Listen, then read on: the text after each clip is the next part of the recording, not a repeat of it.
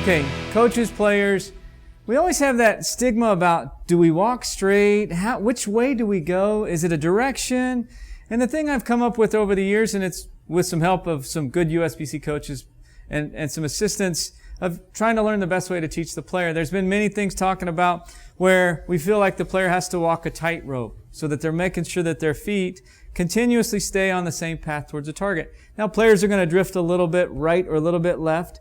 But what this drill is trying to get you to do is to try to get the opposite of many other drills. We're trying to get that left foot, for me as a left-handed bowler, continues to cross in front of us.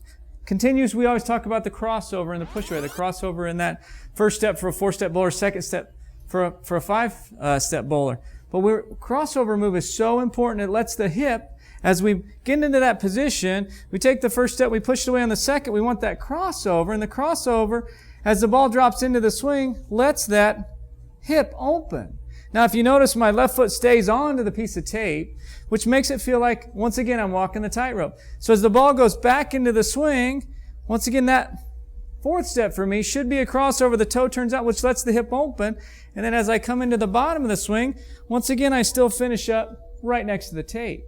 Now, I urge you to use some blue masking tape. It's a really smooth tape that even if a bowler slides on it, there's not going to be too much friction. We don't have to worry about them sticking and falling down. But the biggest thing about understanding the tape drill is that you can get the player to understand walking in a consistent direction to make the target and understanding their drift as well too. So myself, I drift about 2 boards in my approach. So I've set the tape up to allow for the 2-board drift, but making sure that I stay consistent when I do this. And as a coach or player, I would ask that you probably bowl 8 to 10 frames with the tape on the approach. And if you use it, and we use it correctly, if I stand up here and I can look, and I'm still looking at my target down the lane, but what I can always still see is that nice bright blue piece of tape on the approach, which lets me, and as a bowler, get the feel of I'm still walking down the line. So coaches, players, it's an easy, quick drill,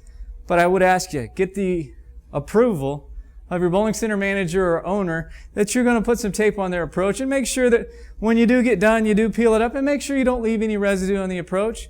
And it should be a great drill to help you and your player both.